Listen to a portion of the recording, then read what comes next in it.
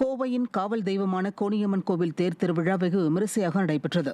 இதில் சுற்றுவட்டார பகுதிகளைச் சேர்ந்த பல்லாயிரக்கணக்கான பக்தர்கள் தேரை வடம் பிடித்து இழுத்துச் சென்றனர். ராஜவீதியிலிருந்து புறப்பட்ட தேர் முக்கிய வீதிகளில் வலம் வந்து மீண்டும் ராஜவீதியில் நிலையடைந்தது. பொள்ளாச்சி மாரியம்மன் கோவிலில் பூவோடு திருவிழா வெகு விமரிசையாக நடைபெற்றது. ஆண்டுதோறும் மாசி மாதத்தில் நடைபெறும் இந்த திருவிழா கடந்த பிப்ரவரி மாதம் தொடங்கியது. இதன் ஒரு பகுதியாக நடைபெற்ற சிகர நிகழ்ச்சியான பூவோடு திருவிழாவிற்காக விரதமிருந்த பக்தர்கள் தீச்சட்டி ஏந்தியும் அலகு குத்தியும் தங்களது நேர்த்திக்கடனை செலுத்தினர்.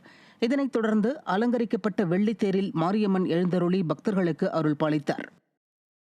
திருவண்ணாமலை மாவட்டம் செய்யாறு அருகே உள்ள பிரசித்தி பெற்ற ஸ்ரீ அங்காள பரமேஸ்வரி அம்மன் ஆலயத்தில் மாசி மாத ரத சப்தமி விழா வெகு விமரிசையாக நடைபெற்றது. இதில் சுற்றுவட்டார பகுதிகளைச் சேர்ந்த ஆயிரக்கணக்கான பக்தர்கள் வடம் பிடித்து இழுத்து சுவாமி தரிசனம் செய்தனர்.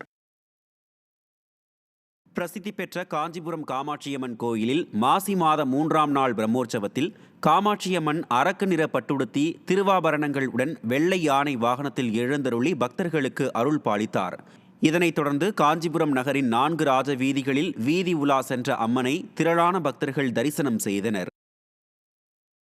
கடலூர் மாவட்டம் புவனகிரியில் உள்ள ஸ்ரீ அங்காள பரமேஸ்வரி அம்மன் ஆலயத்தில் மாசி மாத மயான சூறை உற்சவத்தை முன்னிட்டு அம்மன் சந்தன காப்பு அலங்காரத்தில் பக்தர்களுக்கு காட்சியளித்தார். மாசி மாத திருவிழாவில் ஒரு பகுதியாக அம்மனுக்கு சந்தன காப்பு அலங்காரம் நடைபெற்றது. இந்நிகழ்வில் திரளான பக்தர்கள் பங்கேற்று சுவாமி தரிசனம் செய்தனர்.